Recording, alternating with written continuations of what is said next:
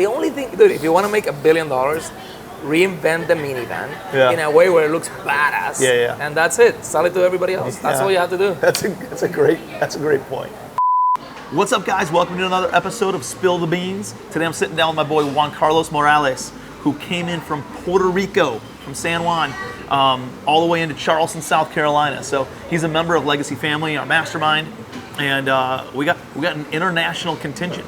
Canadians, Puerto Ricans, even South Africans coming into the mastermind. So super excited. He's a great guy. He has great insights, has an awesome Airbnb business, and is actually creating a master class for our Legacy Wealth Academy that's going to be coming out soon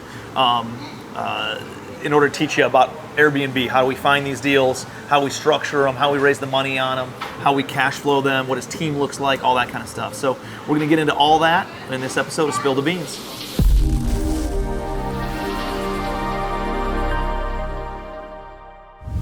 What up, Tim? How are you, bro?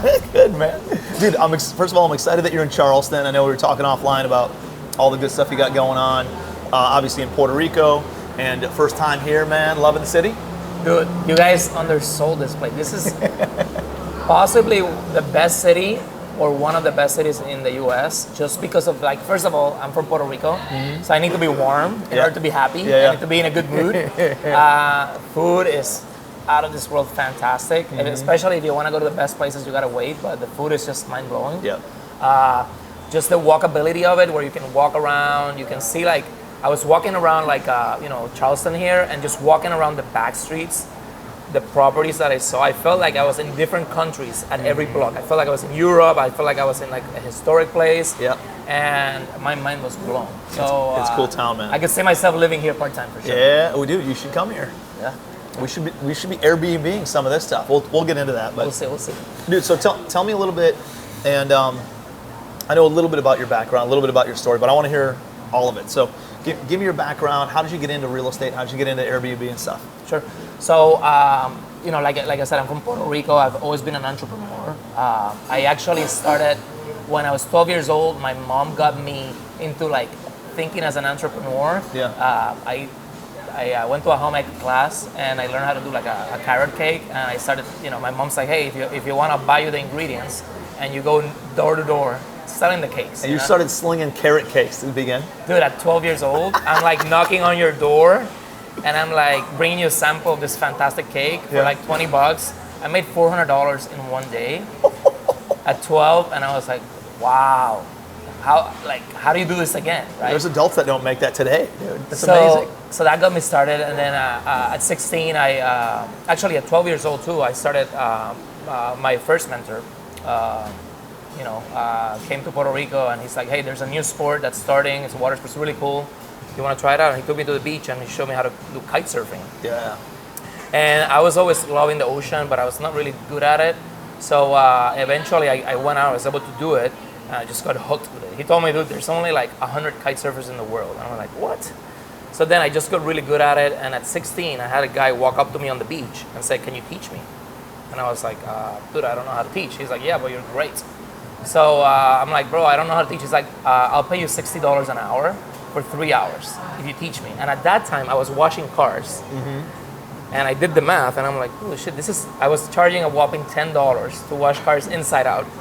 And then when I heard that I was gonna make... You had a car washing business? I was in a car washing business in my neighborhood. Was it your own? Yes. Got it. Anyways, this guy's gonna pay me $180 for 3 hours of work, teaching him how to kite surf. I was like, ugh. So anyways, that got me started, and I ended up launching a kite surfing school. That's awesome. Super successful business, super fun, dude. I ended up like I learned how to hire, learned how to set up a corporation. I learned how to deal with liability. I had to go through a bunch of hoops to get that business off the ground. There was really no blueprint. It's not like learning how to real estate, where there's like a gazillion books to learn to start a kiteboarding school. There's literally no book. Yeah. So I had to figure this out at 16. And then at around that time, my second mentor was this guy who was like a guy that started his own pharmaceutical company. And he was actually my girlfriend's dad. And he was starting investing in apartments on the beach. And I was hanging out at these apartments. And I was there and I was like, man, how can I do this? I want to live like looking at the ocean every day. That was my dream.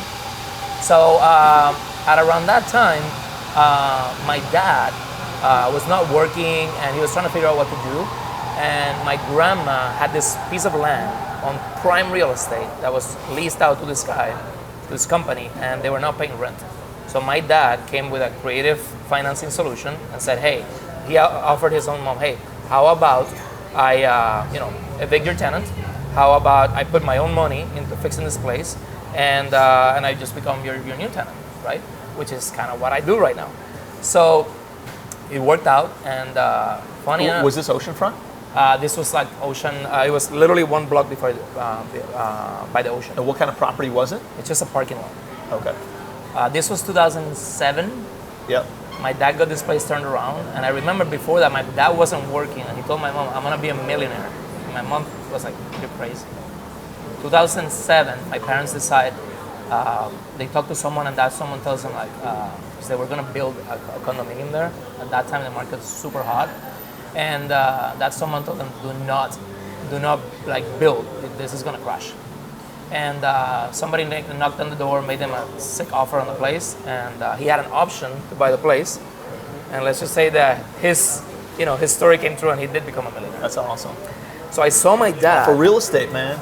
I saw my dad going from literally no job to millionaire in like a matter of a couple of years. And I saw my mom, which is I love her to death, working tirelessly on her job. She was a high executive, making like 6 figures. And I was like, should I do this or should I do that? And the answer was very clear. So that's a little bit of my background. So as you can see, I just love business. I'm obsessed about education. And I'm always trying to figure out like what is the smartest way to do things. But yeah. Do you think entrepreneurs are born, or you learn to be an entrepreneur? I think there's 2 types of entrepreneurs. One is one that's born, where you just they just love hustling. Like there's kids that are like selling stickers. I have one of my buddies that was selling stickers, and I feel like that's kind of in you.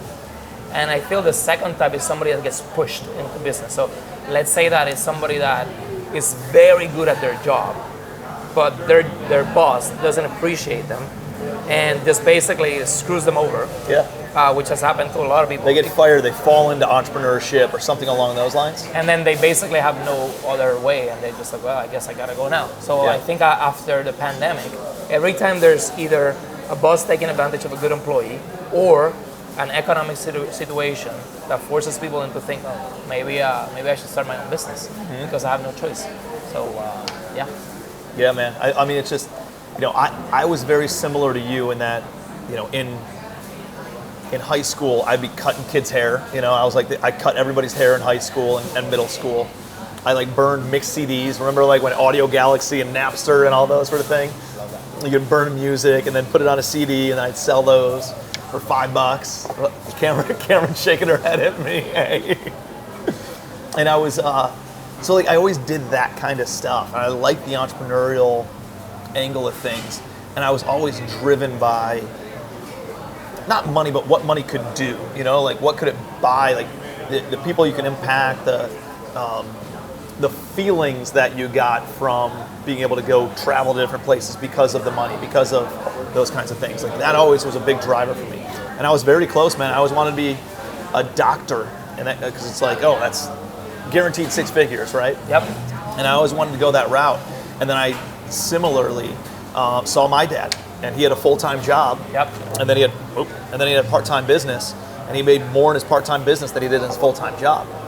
And the reason, we weren't rich or anything, but we were never hungry, right? We always had a roof over our head. We always had anything that we needed was kind of taken care of. I never really had, any of those issues because my dad always had this part-time business that generated great revenue, Right.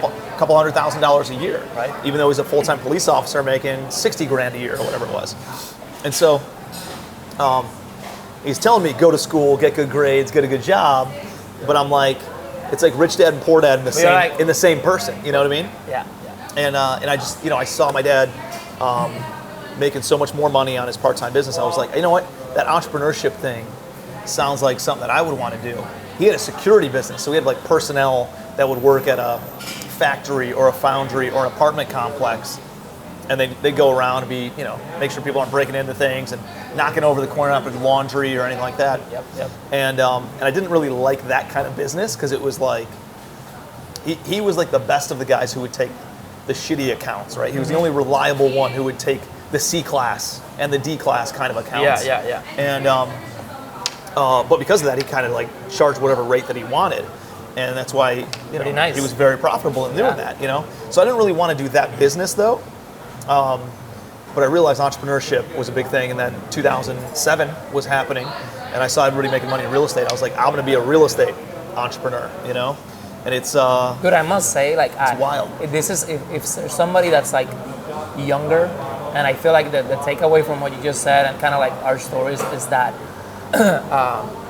if you're able to get around people that can inspire you, and you can actually see that it can work. If it can work for them, maybe it can work for me. Yep. Right? So I can see from what you're telling me in your story is that if you weren't around that and you weren't able to like see it, like the dichotomy of like work versus this and what was possible, right? So I feel like it's a big deal if you can get around those right. For sure. And I always think about like who am I hanging out with, and the more I ask myself this question, the more I make sure that I design my life so that it's not that I'm not going to be hanging around some people, but I need to invest 80% of my time. For sure. The people that are really inspiring me, and don't take advice from somebody that's not doing it. That's Dude, I agree 100%, man. I was at the gym. What was it on like Saturday? And I got in there early morning, and I do like a workout class. So it's a lot of the same people that come at the same times of the day that I go and work out, and it's like a 45-minute, high intensity, high impact, like circuit. I heard you had a trainer that like kicked your ass. I did. That was Q's. And you were like, that was Q's boyfriend. Dude, like, okay, yeah. And I was like, you're like the 200 level. I was like, I need like 101 level. I get back into things. Yeah. And so I went. I do this circuit training, and I love it, dude. But I go and see a lot of the same people. And this one guy, Sean, is always in the gym at the same time that I am. And I was like, and he was like right in front of me in the circuit, and like we all go through, kind of like a conveyor belt. And I was like, Sean, bro, setting the pace. He goes, listen, man, I'm not setting the pace, but I'm here. I showed up. That's what counts. And like, dude, that is exactly what counts. It's 90% of life is showing up and being in the right room, or not being in the wrong room. Those two different things. Making sure that you are putting yourself in the right place. That of people that are going to push you, that are going to impact you, that are going to help you to dream bigger, achieve your goals, set you up for success, whatever that looks like for you, whether that's health and fitness, financially, relationally, anything like that. So, yeah, man, that's like, it's such a simple concept, but truly just being in the right rooms and surrounding yourself with the right people is 90% of the game. Everything else kind of falls into place if you do those things. If you think about it, I literally before this I called my brother and I tell him like, bro, I can't believe, and not to like sound like a starstruck or anything, but I was like, dude, I can't believe that I figured out. First of all, like I saw one of your videos on YouTube, and I've watched everybody. Okay, I know everything, every Grant Cardone, everybody, right? And I watched you, and for the first time I was like, this dude is like me.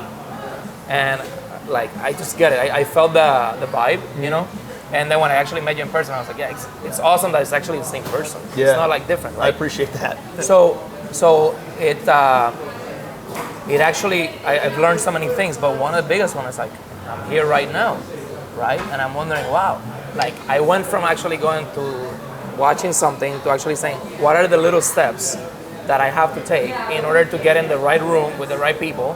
And then you guys have taught me so much about like, hey, it's not about what you can get from us.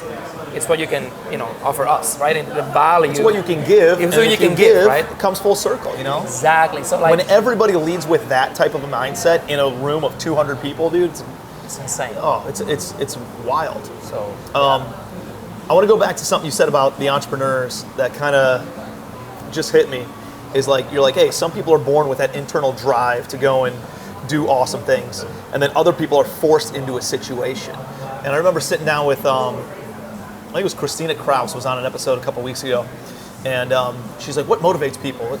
And it's kind of that. It's either pursuing pleasure or trying to leave pain, Yep. right? Yep. You and I don't necessarily have a tough situation we're trying to leave, Nope. but we have this pursuit of achievement, pursuit of The drive. yeah, just the drive of just like upping the ante, you know, always just kind of pushing, moving the needle forward, upping the ante, increasing the potential, like showing people what's possible kind of a thing. Like that's the driver for some people.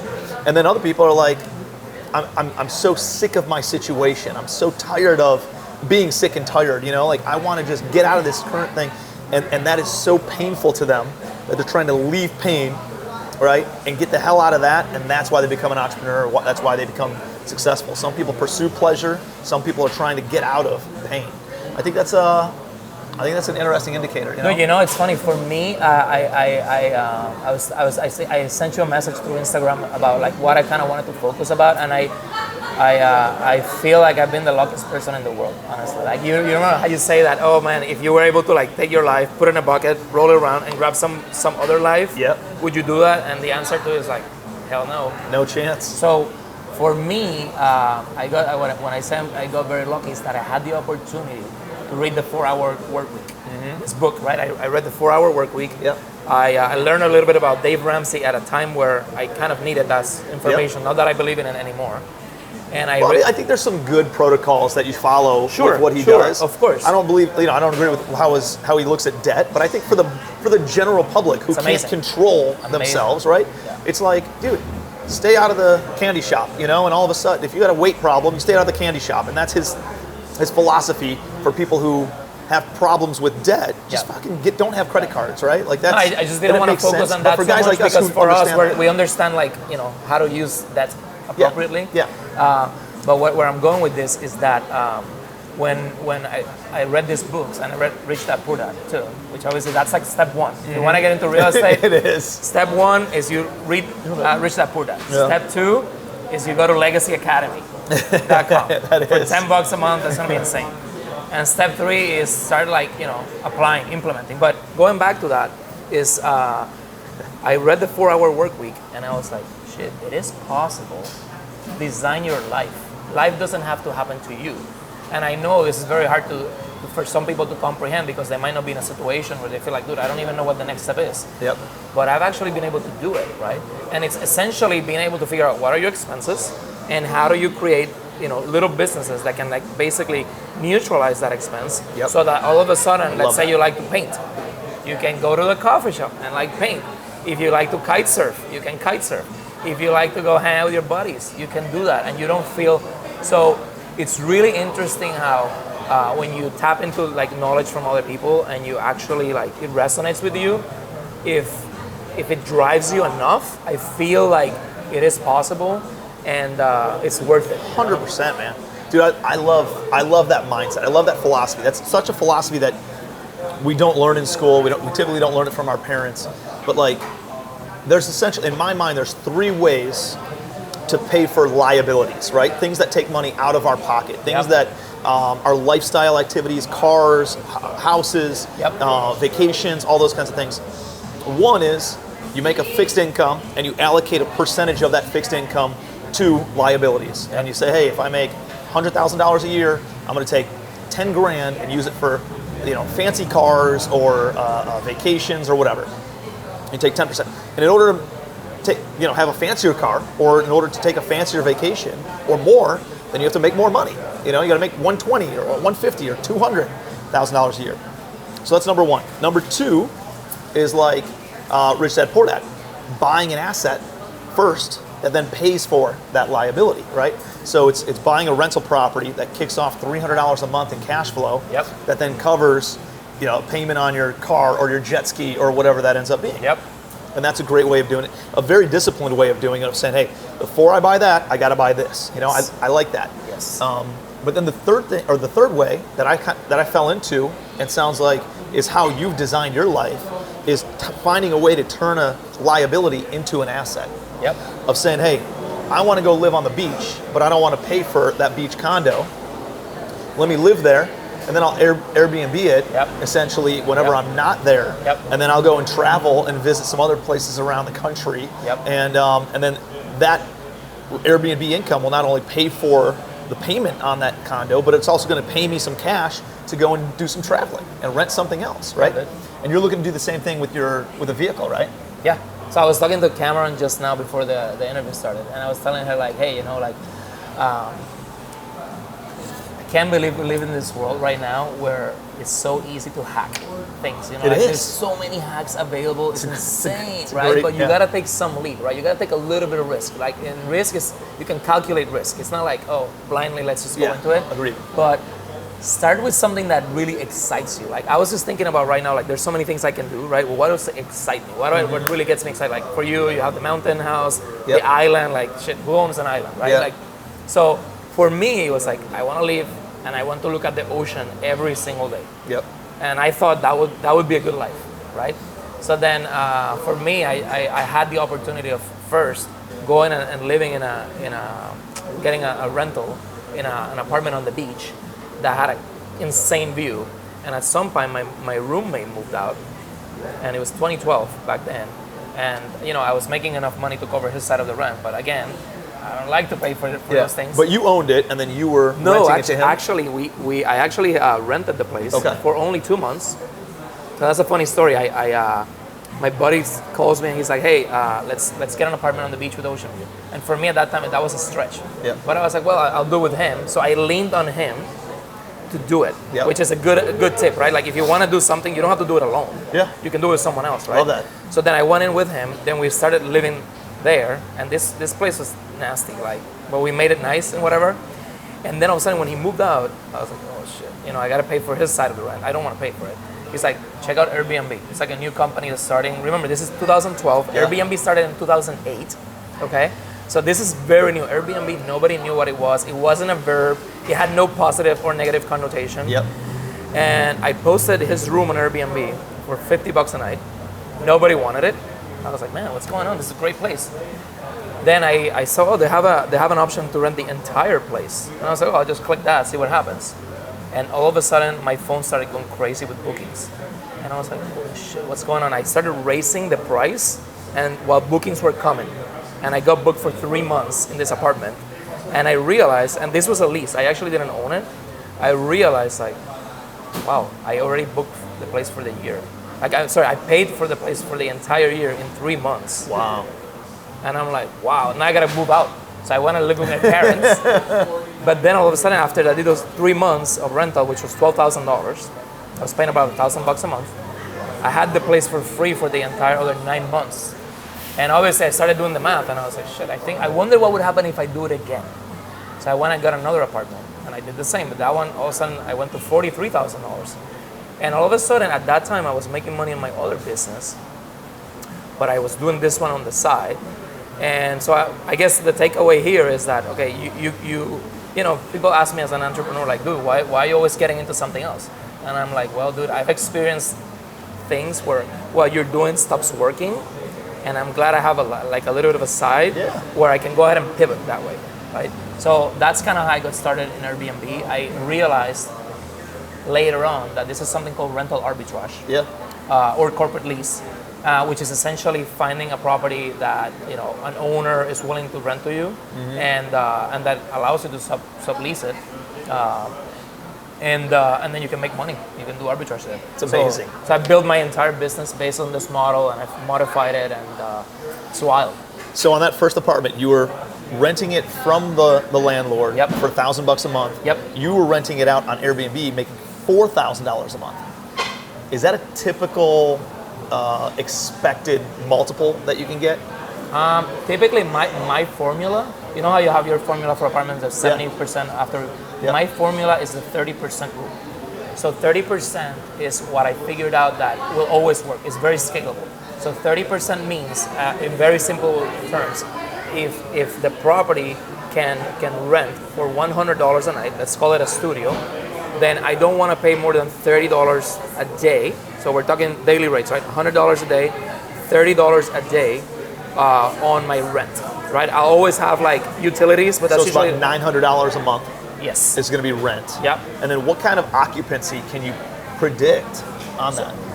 Well, Because you're not going to be occupied for 30 days a month at $100, right? that's the beauty. The beauty of the 30% rule is, again, It brings it all the in. very same first apartment example is the 30% rule.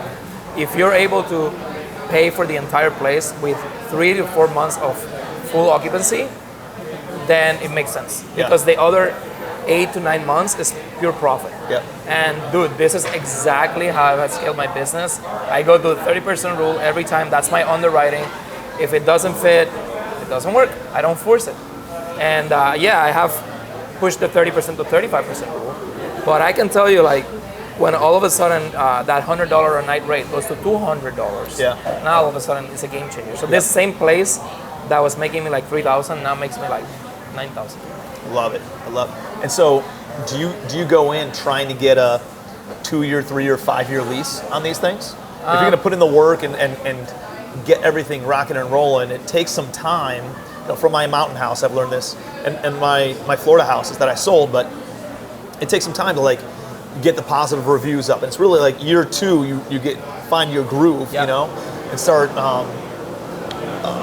really more predictable, I guess, profit margins. So do you try to sign a longer term lease on a lot of these that you're doing? So it's like this is real estate, right? So real estate is a business of people, right? So obviously I understand that depending on the amount of investment, which can be time or money, I have to wait. Like, and also, like, another thing is trust, right? Like, first of all, it's a people business. Second of all, do they trust me or do they not trust me? The landlord. The landlord. Yep. Right. So then I gotta gauge that, right? I gotta say, okay, do you trust me? So if you trust me, like, hey, bro, let's go for like a couple of years, right? Yep. If you don't trust me, I say, hey, you shouldn't trust me. Shit, you just met me, right? What do you feel comfortable with? That's a good one. Dude, trust is huge. Like, trust is huge. Like, how do I know that this coffee is not gonna kill me? I trust, right? Yeah. So I use this kind of as examples, kind of like Pace Morby. It's very creative. Yep. So I just tell people, hey, you shouldn't trust me, right? They're like, well, I got a referral. I'm like, okay, so then if you got a referral, then why are you uncomfortable with doing like a 6? You trust them, right? Well, they trust me, obviously. So anyways, I kind of it's a matter of figuring out what the person feels comfortable with, and also how much of an investment you're going to put in, right? So as an example, let's say the place is fully furnished, beautiful, ready to go, then I don't have to put that much effort. So if you feel comfortable with 6 months, I'll manage it for you. Yep. Let's say I have to put money, this is actually my business model has been to reinvest my money into other people's places. So I've done something really crazy. I find property Beyond just furniture. Dude, I've done like $10,000 up Really? front. So my entire business model has been finding a property that fits my criteria, which is direct ocean view, next to very expensive hotels with parking, where I can just offer amazing value. Love it. So what I do is I go in and I find the property and I tell the owner, hey, what's going on? Well, my tenant's not paying me the rent. Oh, I got to put $5,000 in the place. Or I live out of state. And I ask a bunch of questions. I use those questions as bullets. I call them bullets because I'm going to shoot them right back with that. And then I go say, hey, as an example, let's say that, you haven't rented the place for 2 years, right? So now they have pain, which is they're paying all these fees, HOA and all that stuff. I'm like, hey, wouldn't it be nice to like get rid of that? And they're like, yeah, but I can't, the place is not rent ready. And I'm like, okay, how about this? How about I put the renovations, and it costs like $5,000, like sometimes tiling, kitchens and all that stuff, $5,000-$10,000. And then I need you to give me 4 months of no rent, right? Which is very normal. I said, like, imagine if I'm in a mall, right? And you're gonna give me a space in a mall. If in the retail business world, that is completely normal. It's so normal, right? Yeah, it's commonplace. It's like, hey, I'm gonna outfit, like, you're gonna deliver this as a vanilla box, and then I'm gonna come in, I'm gonna put, built-in cabinets, I'm gonna put a kitchen in, I'm gonna do all this stuff, make all these improvements, and because I'm gonna invest $100,000, I need 6 months of free rent. Yep. So totally normal. I love that you took something from the commercial world, because I've taken a lot of things from the residential world and implemented it in commercial. Dude, you're taking ideas and standard operating procedures in commercial and turning it into the residential. I love it. So it's funny. I don't know if it's been through education or pure luck or just honestly, like, sometimes just being a human being and just, hey, what do you need, right? So, and I tell them, like, it's all about developing that trust, right? And I think sometimes I even tell them, like, hey, you're not supposed to trust me right off the bat. Let's have a couple conversations. Let's work things out, right? So sometimes I invest money into the place. I ask for rent abatement, which is a fancy term for free rent. Yep. And then when I get pushback, I explain, listen, I'm putting my own money. Nobody else is going to do that. I need to get it back.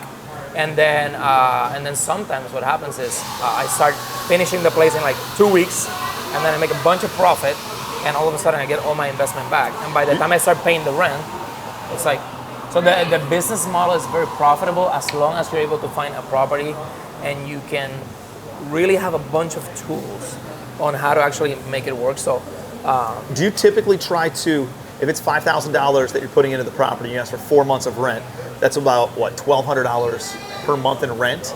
Is that how you equate it? Is that how you?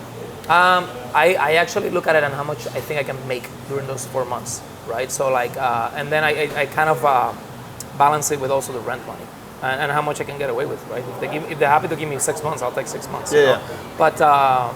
But yeah, I mean, it's all a matter of a combination of all those things. As an example, let's say it's a studio apartment, right? And I'm gonna put $5,000, right? And as I said, if it rents for $100 a night, it's $3,000 a month. And if I happen to be on the high season, which I know I'm gonna get that rate, Yep. I know I'm gonna get it back in a month and a half. Yep. Right? So I don't want to break even. I'm not in business to break even. I'm in business to make money. Yep. Especially now, I have employees, you know? So I don't, before when I didn't have employees, I didn't think like that, but now I think about like, the investment has to come back to me because I treat it as if it was other people's money too. For sure. Right? It has to come back to me, then I gotta feed my employees, and then I should eat a little bit too after that, right? Yeah, absolutely. So I want to hit on some bullet points. I want to talk about how are you finding these deals, right? I want to talk about, you gave me some of your metrics on how you underwrite it. That's a huge value. And then essentially closing on the deal. So you don't really own many of them, right? So what's happened like lately is I've been able to build a little bit of cash, and then the owners come back to me. And so in Puerto Rico, I don't know how it is here, but by law, if you're selling a property, you have to go to your tenant first. Ooh. Right? You can't just put it on the market. Yeah, that's not the case here. So you can sell to whoever you want at any time you want, Yeah. but whoever the buyer is has to honor that lease that's in place. Yeah, that's the same thing, but over there, they gotta come to you first. And if they're putting it on the market and you're willing to meet that price, you're the buyer. Yeah. Like, it's that simple, right? So they always come to me, and then I'm a geek. I'm always looking at numbers, anything Yeah. that makes sense. And I look at the 20% of the properties that make me 80% of my revenue Yep. or my income. And if one of those happens to be coming for sale, I buy it. I don't even think about it, you know? So I've already purchased. Are you able to buy it and your mortgage payment is less than what your rent is to the landlord, typically? Yeah. I mean, the issue I've been having. It depends on where you are in the country for that. Yeah, you know. At least in the U.S., I'm wondering if Puerto Rico's like I that. guess is your question if when I actually own Yeah, it? Is it the same? Is that your question? Yeah. Like, what's your it's- month? That's the challenge I'm having right now, which is that. All right, if it rents for $1,500 a month, Yeah. right, and then you buy it for $500,000, your payment's probably going to be $2,500 a month or somewhere. All right? So you're actually losing $1,000, but you're paying down principal. You also get the appreciation on the property, and then you control it, right? You don't have to worry about any of that other stuff. So there's definitely other benefits to it. All of these things come into consideration, especially when all of a sudden you're like, oh man, it's so expensive, but it makes, like, a studio makes $50,000 a year. Like, this is supposed to make $1,000 a month. Yep. Right? It's supposed to make $12,000. It's making $50,000. So Yeah. we gotta add that in there. All of a sudden I have depreciation. Yeah. All of a sudden I have like loan pay down. All of a sudden Yeah. I have my balance sheet. Right? All these things that we know. There's so many other benefits So to it's- owning it versus.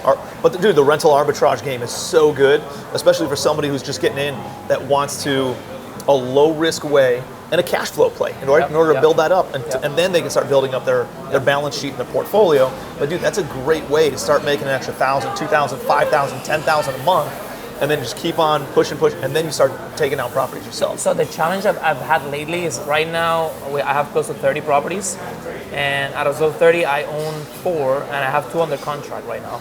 And I've been trying to get them financed in the last couple months, but the problem I'm having is, me personally, I don't qualify for loans. Yep. Right? Yep. Probably have You the got same too much depreciation, at least on the residential side. Yeah. Have you tried doing the seller finance stuff? So I have tried, and I have done all the purchases I've done have been through seller finance, and then I've converted it to like long-term loans.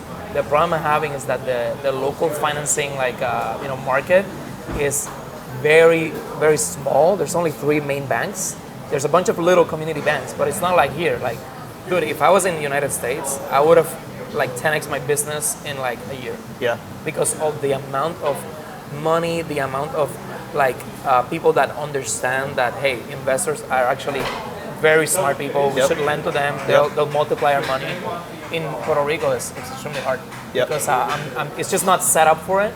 So at this moment right now, I'm working in developing the relationship so that people feel more comfortable with what I'm doing. And I can say like, bro, like let's buy this apartment. As an example, Fadi. Fadi wants to, he loves Puerto Rico, bro. Right? So he loves Puerto Rico, right? So it's funny, I went to him and so do I. Dude, I get people asking me, will I invest in Belize or Mexico and dude, all this shit, all over the world. And I'm like, I'm sticking to the there's so much opportunity in the United States and US territories. Like, so the only country that I would go to would be US Virgin Islands or Puerto Rico. Like, those are the only other countries I love PR though. So what I was telling him is like, wouldn't it be awesome if you could, like, everybody wants to have an investment property. This is kind of like, everybody knows it would be cool to have an investment property. But what they don't realize is you need somebody to manage it. For sure. Because it freaking sucks to be a landlord. Yeah. Right? So wouldn't it be awesome to figure out who is the manager? So figure out who is the best first. Then go and say, how can I like enable you to basically repeat your business? And I want to lean on you, right? So I'm the Puerto Rico guy for like short-term rentals. Yep. Right? I speak the language. I understand like all the goods and bads. Yep. And we make a ton of money. Yeah. Right.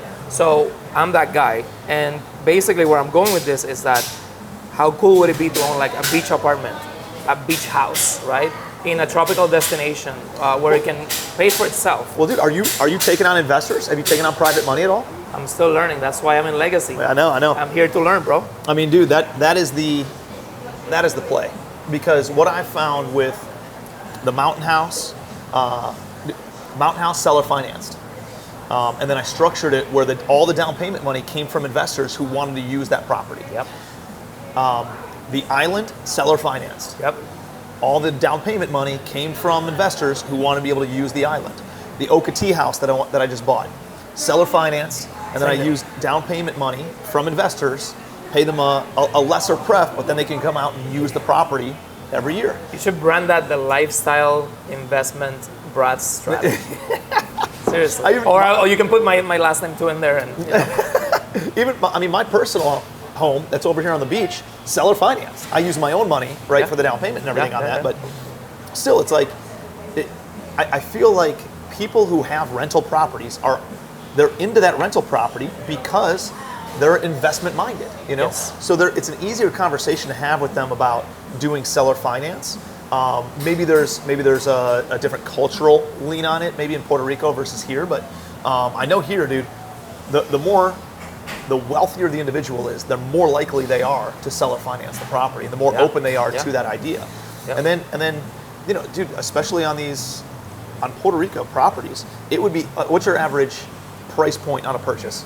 Like a studio on the beach in Isla Verde starts at around... That's where I stayed. I stayed in Isla Verde. Yeah, that's where I live. Yeah. So 200,000 there, which kind of shocks people. They think Puerto Rico is the most expensive real estate in the United States because crypto and tax incentives, which we can get into. But the studio is 200,000. A one bedroom is around 300 average. You don't even need banks. I mean, you can structure it with investors to come and bring that entire check, and you give them, like the Mountain House is a ridiculous house, right? And so that thing rents for around...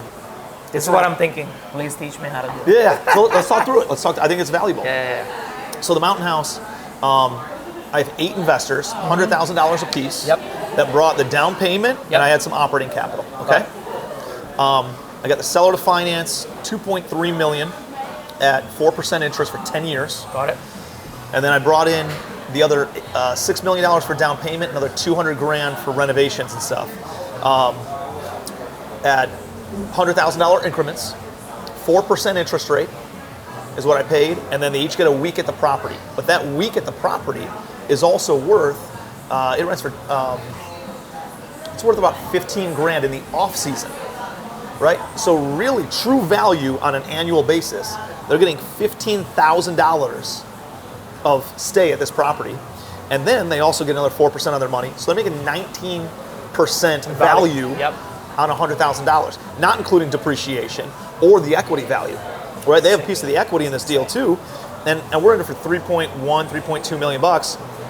And it's worth all day $5 to $6 million, all day. And potentially more. So like so even one of those things makes it worth it, but all of the other ones on top make it basically like, it's a grand slam for them, dude. And it's why I've had so many people raise their hands saying, let me know about the next one. Every time you have one of these, I'm in. There's a lot of lifestyle entrepreneurs who are like, I want the beach house, I want the island, I want the mountain house, I want the Puerto Rico house. Let me bring $100,000 to each one of those, and I got 4 weeks of vacation per year in all around the country, all around the world. And dude, there's a ton of demand for that. So I can tell you right out of the, I mean, I would need probably like a 2 to 3 bedroom, but if you found something like that, I would totally come in on a deal and either downstroke the entire payment or a portion of it or whatever in order to get a couple weeks. But if you're buying, but dude, my mountain house is a $3 million deal, and I'd bring in all these investors, and 8 weeks of the year is now eaten up by those investors. I can rent out the rest of it, you know. The beauty about Puerto Rico is we have 2 high seasons. Dude, the whole year is beautiful down there, you know. Dude, Puerto Rico's a gold mine. Yeah, and so and especially now even more. Before I feel people were like, now it's a no-brainer. Like if you don't get into Puerto Rico and start putting money now, you're gonna be late to the game. Especially because there is no place that offers the lifestyle like Puerto Rico with the tax incentives. Yeah. Okay, this is a big deal. Like obviously, like you start making a bunch of money, all of a sudden, yeah, you can make a bunch of money, but if you don't know how to like protect it, dude, there's somebody else that knows how to take it more than you, which is the IRS. Let's get into the tax incentives in a minute, because that's something that I think not a lot of people understand or not a lot of people are aware of what's possible there. Now you have to set up a residency, and so you got to look into some of those things and be okay moving there. But like the amount of tax savings by moving there is insane. Let me finish my thought on how I would structure these deals for you, and then I want to circle back to that. Dude, if you're only raising $200,000, you can bring in 2 investors, $100,000 a piece, and not give them a week. Give them a whole friggin' month at the property and pay them 4%. Give the other one a month at the property in the off season, right? Like my investors aren't allowed to use it in the summer or in holiday weeks because that's when we make the most money, dude. Like those, you know, I don't know. Yeah, it doesn't make 20 sense. weeks of the year make the most money, make all the money for, or 80% of the money for the entire year, right? So those weeks gotta stay for paid renters, and they get it. And then let them know, hey, if there's another off week or whatever, and you want to stay there, dude, no problem. Come on and stay. But like, dude, for $200,000, 2 investors pay you a 4 or 5% return. That's what the bank's going to charge you anyways. And then you give them each a month at the property. Tons of value for them to come out and stay at the property. And then you have it 10 months a year to go and drive revenue, you know? And you can give them each 10% ownership in it also. So you bought it for $200,000, you sell it for $250,000 in a few years. Dude, they make an extra $5,000 on top of it, and so I guess that where I've had the challenge with this is the bank part, like the long-term debt on it. That's still what I'm figuring out on how to do it. Well, I can tell from here, if you have, you know, they look at it on a property by property basis here. Maybe residential is a little bit different, but in my balance sheet, whenever I go and get a loan, they kind of silo it off into a different entity. So you want to create a new LLC for each one. And then once you have 2 years of tax returns here in the United States, you can typically go and say, hey, here's how much this property makes. And instead of giving you a real estate loan, it's more like a business loan with real estate attached to it. I already have access to those. It's just that the time it takes is about like 3 months to secure it. So I think the entire model I just have to swing the bat and just go for it, because dude, I would just bring in investors for the first 3 to 5 years on the property, and then refinance them out. You know, talk to the bank once a year and say, hey, are you ready to do it this year? No. Oh, well, we're going to make more money. I'm going to go to a different bank next year. You know, and just revisit with them every single year. But dude, the investors are fine putting their money in for 3 to 5 years for sure. Dude, it's so crazy. You know, the reason why I haven't done it is I'm just like, I want to make sure that I don't like screw anybody over. But the funny thing is, I've already like paid investors back so much money that it's really like in my mind. I mean, just to put myself out there, it's in my mind, but at the same time, I'm like, dude, once we do it once, people are gonna be like, please, let's do it again, and let's go bigger, and let's do it even better. Yeah. For sure. Yeah. I think the thing that you're gonna run into is, technically you're syndicating real estate, Right. so you have to put syndication paperwork together. Now, if it's the same thing over and over, you pay one time. You have actually, through Legacy Family, you have access to our PPM docs, and just give like Paul Vincent a call. Okay. And he'll put together the docs for less than 10 G's the first time, and then he'll just update it for each property. Perfect. With the new numbers, and it'll cost you a couple $1,000s. That way, you're not spending 10 or 15 grand every single property that you buy. Love it. Because that could throw off the numbers on a property that's only 200 or 300 grand, Yeah. But if anytime you're taking two investors and bringing them into one property, although, dude, you could technically give them a mortgage on it because there's no bank loan, right? Yeah. Then you wouldn't even need to. If you can secure it with an actual mortgage, then that's what I've you done don't have to worry about the syndication. So that's how I've done the seller financing. I go and find the property. I mean, if there's seller financing, there's a note on that. Then for the down payment, yes, you would have to. Yeah. No, I've already done that. You have to syndicate it. I already have the lawyer that does it. I know mortgage. It's the system's getting a lot better. It's very secure. It's just a matter of setting it up. Maybe I just have to do it once with Fatty or one of you guys, and then feel like okay, because it's like you said, like just hop on the Wednesday call with Fatty, dude. He'll talk you through the whole thing right there. Yeah. So, what did you want to talk about taxes? Yeah, let's talk about that. So, there's been a huge wave of entrepreneurs moving to Puerto Rico because of the tax incentives on it. Yes. And from my understanding, is if you build a big business, or there's a lot of cryptocurrency guys, right, that have moved to Puerto Rico. They made all this money in crypto, and if you sell it here, it's long-term capital gains, how it's treated right now if you're an American citizen. So you're paying at least, assuming you're making millions of dollars on it, you're paying at least 20% long-term capital gains, plus whatever your state income taxes are as well. So let's call it 25%, 23, 25, depending on where you're at. If you move to Puerto Rico and you set up a residency in Puerto Rico, which is at least, I think, 6 or 7 months. 6 months and 1 day. 6 months and 1 day, that's it, okay. And then you got to get typically here, whenever you change residency from state to state, it's not the state that you're going to that has an issue with you claiming residency. It's a state you're coming from and no longer paying taxes to that has the issue. So the new state, you got to make sure that your bills are going there, your car is registered there, that's where you live 6 months and 1 day. Yeah, you can travel back to the state or whatever else, but if this is you have to really make it your home and your residence. And dude, you're talking about millions and millions of dollars, so it's probably not something you want to play around with anyways. Nope. But when people move to Puerto Rico, it reclassifies their total tax liabilities, I think, 4%? And it can go to 0 too. So you sell your cryptocurrency and you make $10 million on it, you pay 400 grand instead of $2.4 million. Do you think that you sell your business, a software company, for $100 million, you pay $4 million in taxes, potentially 0, instead of $24 million.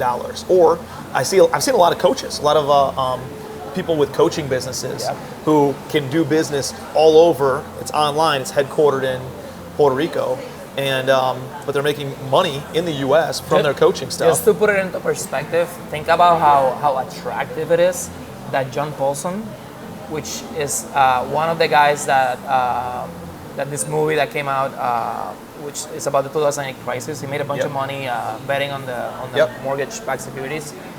He moved to Puerto Rico, and he has put all of his efforts into redeploying all those winnings and buying a bunch of big hotels, and he's basically selling. He literally bought 2 of the main hotels for $270 million, and he's flipping them 5 years later for $500 million.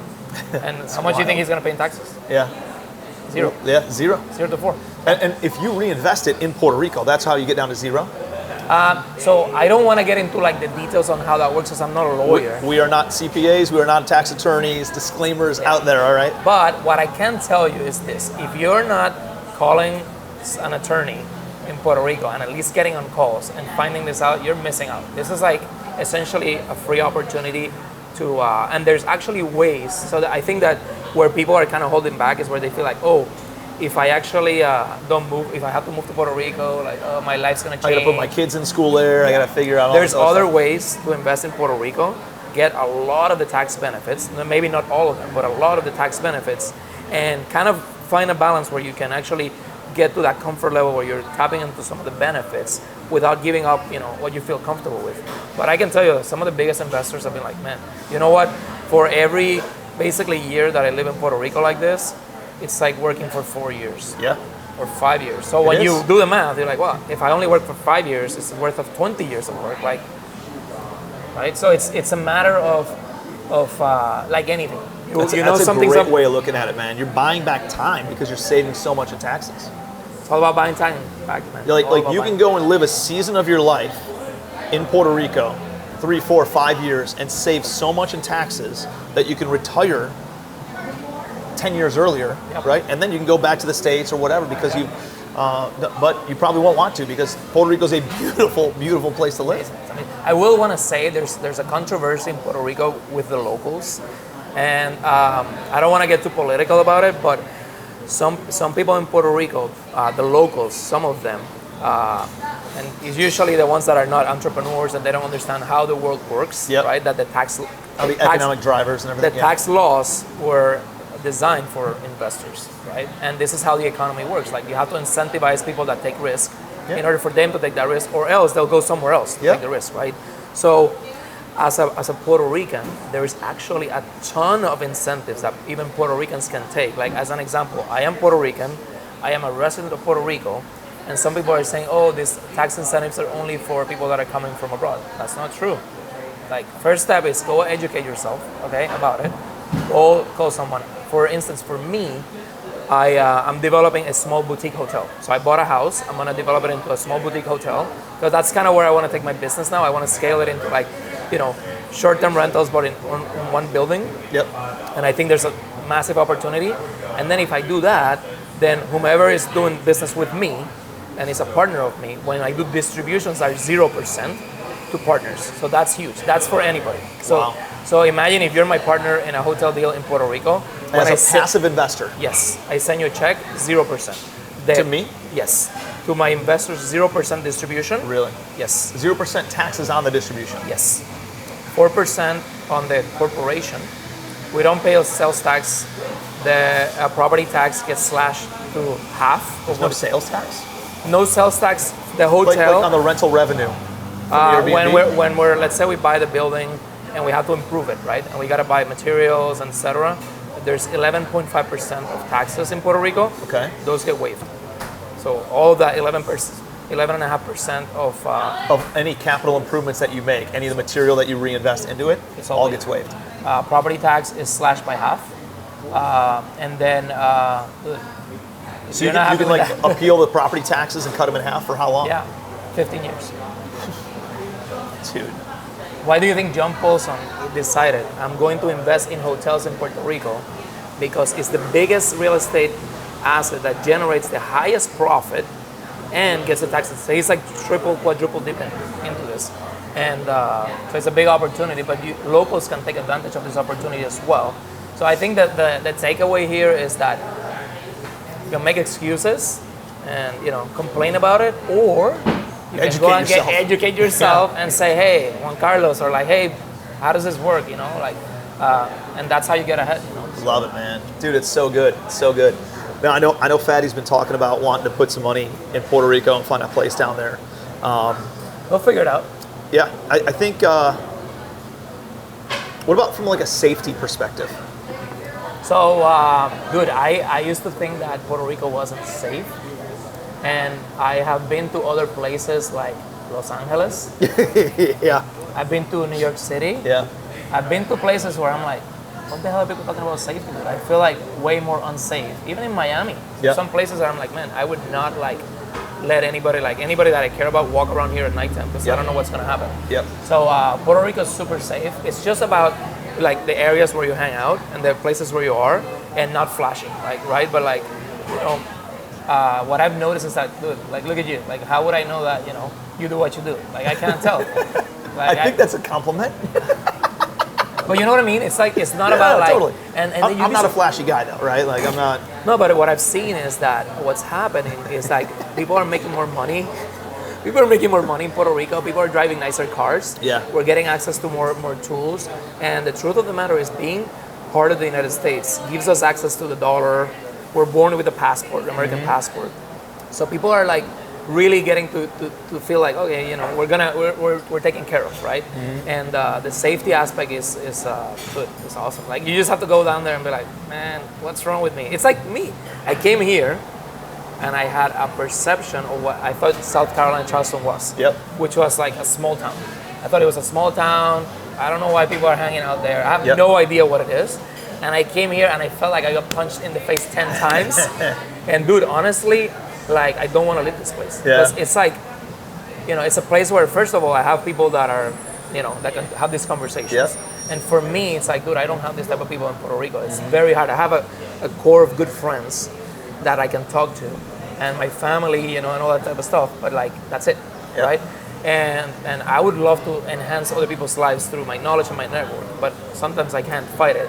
So when I go to a place like this, what has like all the things that you want, right? You want to feel safe, great temperature, good food, you know, great people to hang out, great coffee, and all these things. All of a sudden you're like, oh, you know, I that perception that I had of the place is not what I thought it was. So I think the takeaway is like, man, please, please, please do not use other people's perception or ideas about anything, and go seek the information yourself Dude, first. that's why I asked, because I've never felt unsafe in Puerto Rico. Dude, and I've been drunk walking around the streets of San Juan, like late at night, you know what I mean? And I never felt unsafe whatsoever. No, man, Puerto Rico it's just a great place to live. The only thing But the news only shows the bad stuff, you know what I mean?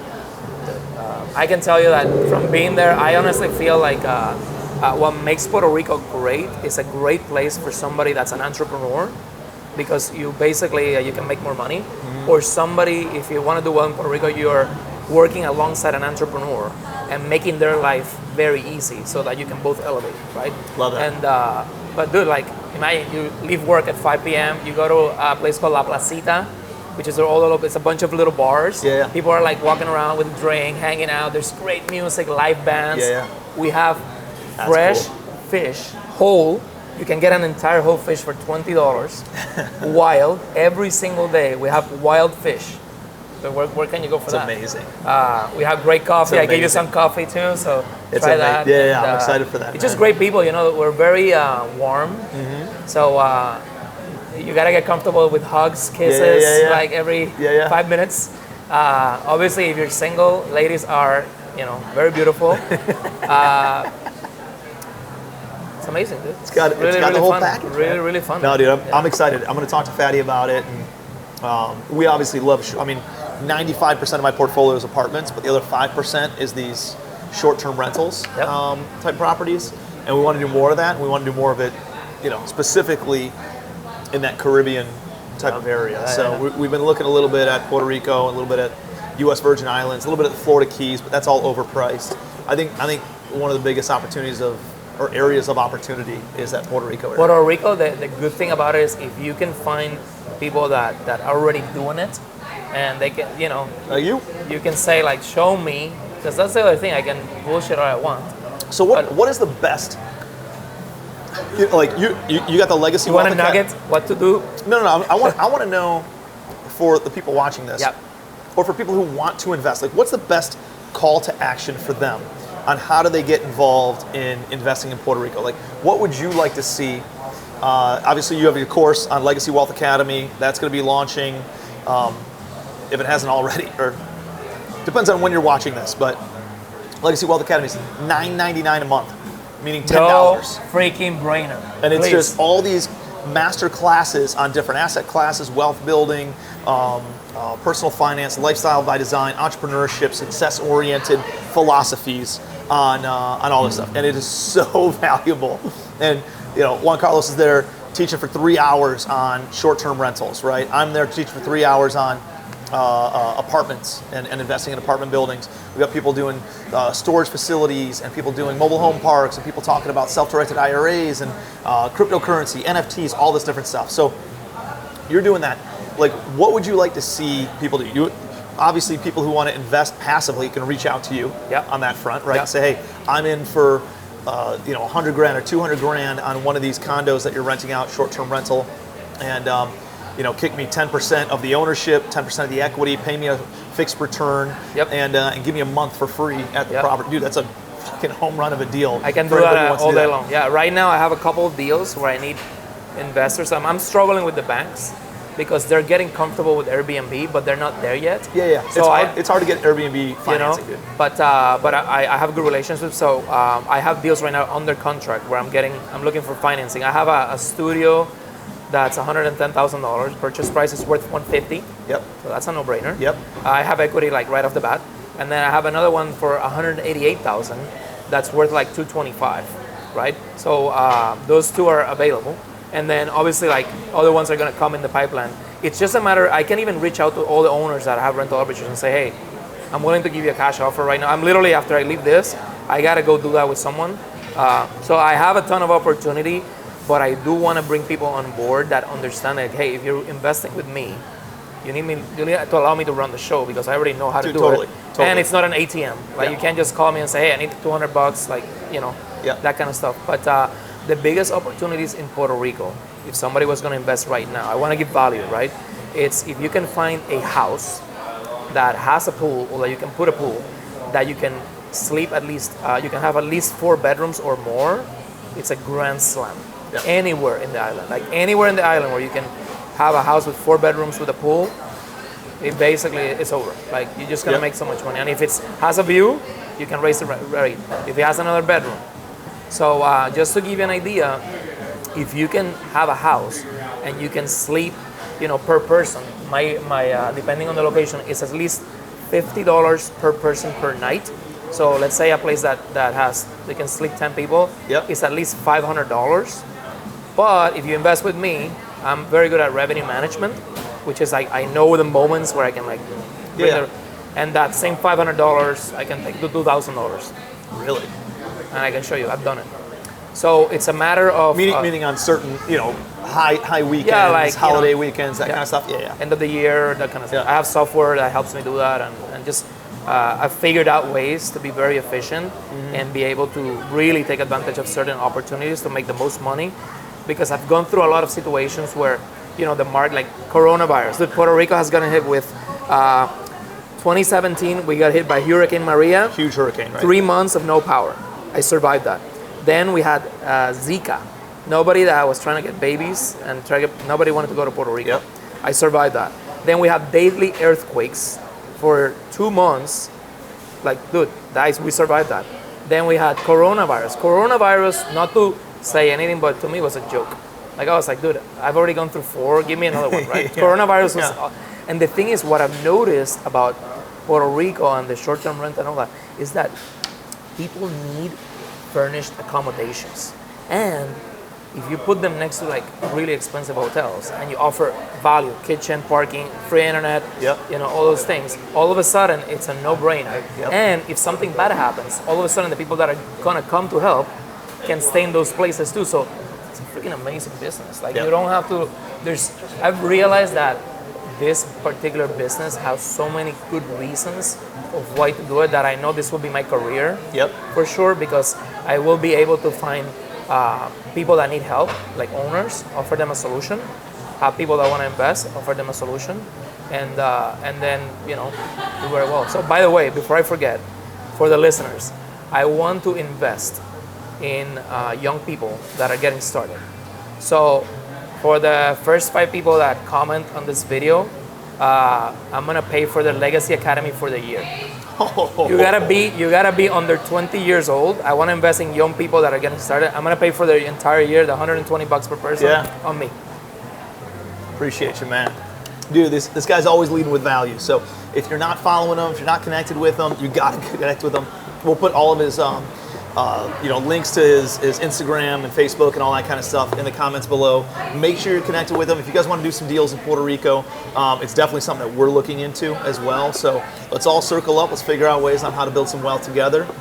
And dude, I appreciate you being here. Thank you so much, bro. Like again, I want to say from the bottom of my heart, I don't say this often, but like Whatever you guys have done so far, I don't know why you've done it, but it's amazing. Like honestly, like the people that you have brought together is just the amount of quality of people that are really understanding that what it takes to get to the next level is to be around people that, you know, say do what they say they're gonna do. For sure. That offer, they give a lot before they ask, and that take action. And it's really addicting, dude. Like, so just it's a great group, man. We've been keep super pumping. blessed. Yeah, thank you, man. So thanks so much, bro. All right, we'll see you guys on the next episode of Spill the Beans. Thanks for watching. Awesome, tons of value.